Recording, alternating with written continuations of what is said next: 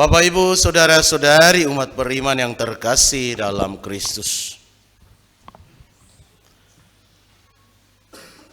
Tadi siang ada seorang mahasiswi WA Romo. Romo, ternyata setelah sekian lama saya baru sadar bahwa saya mengalami luka batin sejak SD kelas 6 sampai dengan sekarang. Lalu dia minta kira-kira solusi apa yang bisa membuat saya bisa menyembuhkan luka batin saya ini. Lalu Romo katakan kepadanya, kalau engkau mau sembuh, maka engkau harus memaafkan dan mengampuni siapapun orang yang membuat engkau terlukai secara batinnya itu. Lalu dia tanya lagi, apakah tidak ada doa yang berguna untuk menyembuhkan luka batin? Romo sarankan salah satu doa novena, tapi di akhirnya Romo katakan bahwa mau doa apapun, kalau engkau tidak memaafkan, tidak mengampuni, doa itu sia-sia. Doa itu tidak berguna. Bapak, Ibu, saudara-saudari yang terkasih dalam Kristus, dikisahkan bahwa ada sebuah keluarga yang menyekolahkan anaknya di luar negeri. Setelah anak itu menjadi sarjana, lalu anak itu kembali dan berusaha untuk mengajak orang tuanya, bapaknya, bekerja sesuai dengan apa yang telah dia pelajari di sekolah. Akhirnya keluarga ini pun konflik besar. Sang anak pun akhirnya tidak dapat kerja, sang bapak pun stres, dan mamanya apalagi.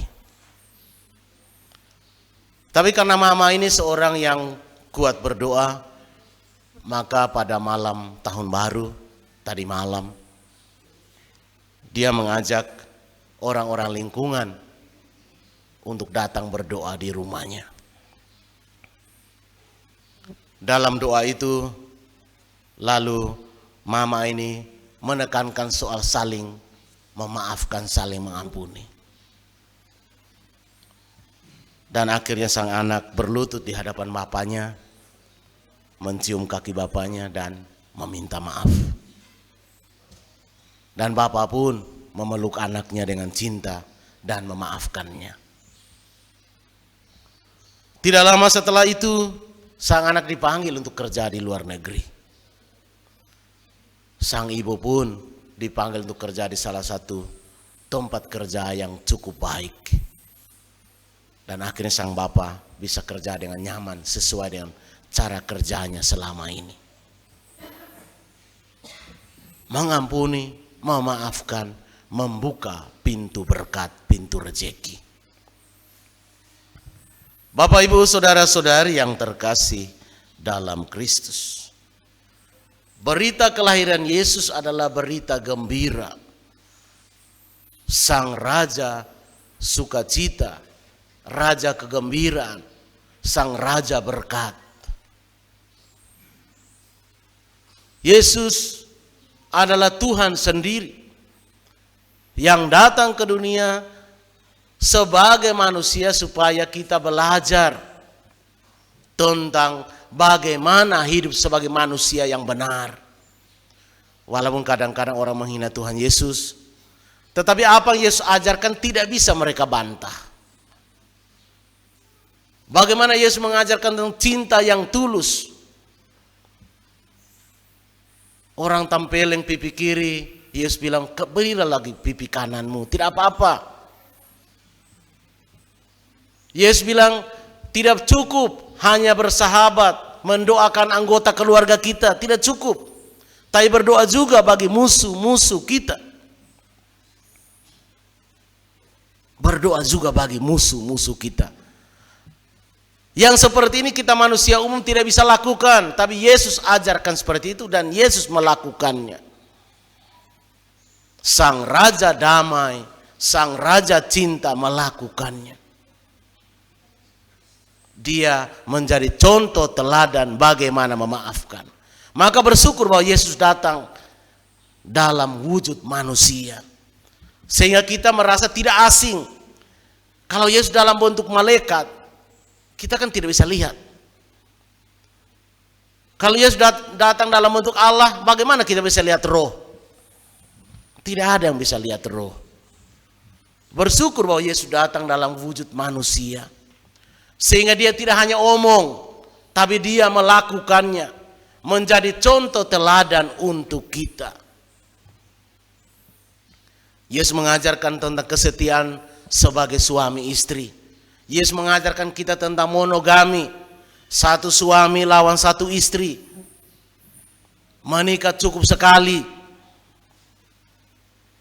Dan semua itu tentu dicontohkan oleh Tuhan Yesus sendiri. Bagaimana setia dengan tugasnya. Yesus datang untuk menyelamatkan kita manusia dari salah dan dosa. Maka dia setia dengan itu. Dia tidak lari ketika salib yang harus dialami, yang harus dipikulnya. Padahal dia bisa menghindar sebenarnya kalau dia mau. Maka Bapak Ibu saudara-saudari umat beriman yang terkasih dalam Kristus, mengapa penyampaian kabar sukacita ini kepada para gembala, orang-orang sederhana? Kenapa tidak kepada para presiden, orang-orang hebat, para raja, para pimpinan? Kenapa harus lewat orang-orang kecil, para gembala? Karena mau mengatakan bahwa di mata Tuhan, pekerjaan apapun, pekerjaan yang kecil, pekerjaan yang kotor, pekerjaan yang bau, Tuhan tetap menganggap itu mulia. Tuhan tidak membeda-bedakan kita sebagai mau petani di kampung, mau orang-orang berkuasa, mau orang-orang hebat. Kita semua sama di mata Tuhan. Tuhan mau menegur kita yang selama ini membeda-bedakan orang, mungkin dari harta kekayaan. Kita baru hormat dengan orang kalau dia kaya, kalau dia pintar. Anak-anak kita pun kita perlakukan secara berbeda. Kalau anak-anak kita juara 1, juara 2, dia minta apapun kita kasih. Tapi kalau dia selalu juara dari belakang, dari 30 siswa dia juara 30, maka kita perlakukan dia secara berbeda. Itu kenyataan. Seringkali kita orang tua pun memperlakukan anak secara berbeda. Padahal anak itu tidak pernah mau minta supaya lahir dalam kemampuan otak yang mungkin agak pas. Demikian juga kalau kita selalu katakan bahwa dek engkau bodoh, maka engkau tidak bisa seperti kakakmu yang pintar. Maka anak itu akan terus menerus mendengar itu. Dan pada akhirnya dia mengamini bahwa oh, ternyata memang saya bodoh. Lalu akhirnya dia tidak berjuang, dia tidak berusaha secara maksimal.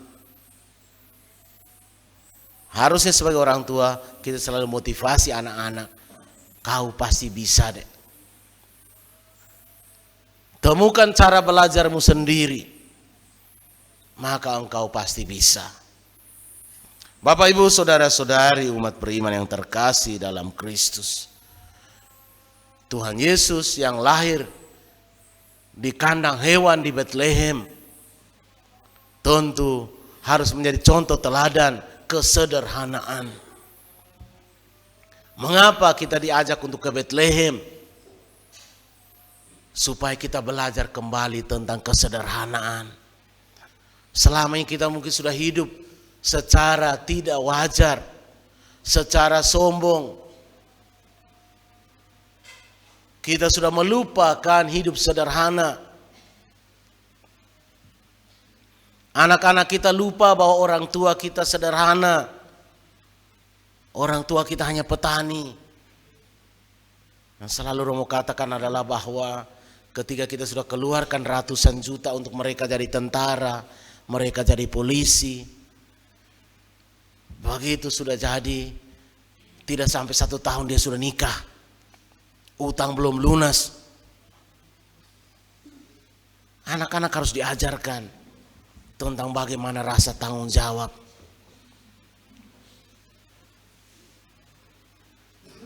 Belajarlah untuk bagaimana menyelesaikan tanggung jawab orang tua sudah sampai engkau jadi. Minimal engkau membantu orang tua untuk mencicil utang-utang yang dipinjam selama engkau sekolah atau engkau tes dari tentara atau polisi itu. Karena memang bukan rahasia lagi bahwa walaupun katanya semuanya tidak ada rupiah, tapi kalau tidak ada rupiah, sabar dulu bos. Rupiah juga bukan rupiah hanya 1-2 merah. Minimal 250, itu kenyataan. Dan dari mana uang-uang itu? Orang tua store muka kemana-mana kan? Pinjam kemana-mana kan? Maka itu sebagai anak yang akan menjadi seorang anggota, entah polisi, entah tentara, ingatlah, kita bukan lahir dari keluarga yang kaya banget. Di Tolonggeru, di Mbawa, di Nggeru Kopa, kita semua lahir dari keluarga yang pas-pasan. Tapi orang tua berjuang mati-matian demi kita. Karena apa? Seorang anak itu kebanggaan bagi orang tua. Seorang anak itu membuat keluarga merasa bahwa saya ternyata mampu mensukseskan anak-anak saya. Itu yang kita tidak bisa balas. Maka Bapak Ibu saudara-saudari yang terkasih dalam Kristus. Tetapi kalau seandainya terjadi hal yang berbanding terbalik, mereka lupa misalnya. Lalu mereka, orang tua pernah salah kata, salah perbuatan, mungkin sampai kita akhirnya tidak bisa sekolah sesuai dengan yang kita mau. Sebagaimana pertanyaan mahasiswa pada hari ini. Dia baru sadar ternyata sudah dari SD dia luka batin. Kalau kita mau sembuh, maka harus belajar memaafkan, belajar mengampuni. Semoga tadi malam setelah kita berjuang, berusaha merenungkan tentang saling memaafkan, saling mengampuni, kita pulang, kita praktek. Atau malam inilah minimal. Kita pulang dari gereja ini, suami istri saling memeluk dan katakan kalau ada salah selama ini, Bapak minta maaf, Mama minta maaf. Anak-anak pulang dari gereja ini, peluk orang tuamu, cium kakinya mereka. Tidak apa-apa daripada engkau cium kakinya orang lain, kaki pejabat, mendingan cium kaki orang tua. Katakan, Bapak Ibu, Ade minta maaf, mungkin sudah salah selama ini. Dan anak-anak juga dipeluk oleh orang tuanya dan katakan, Dek, Bapak dan Ibu maafkan kalian. Praktekkan itu untuk kesembuhan secara batin, menyembuhkan luka batin kita semua. Semoga Tuhan memberkati kita. Amin.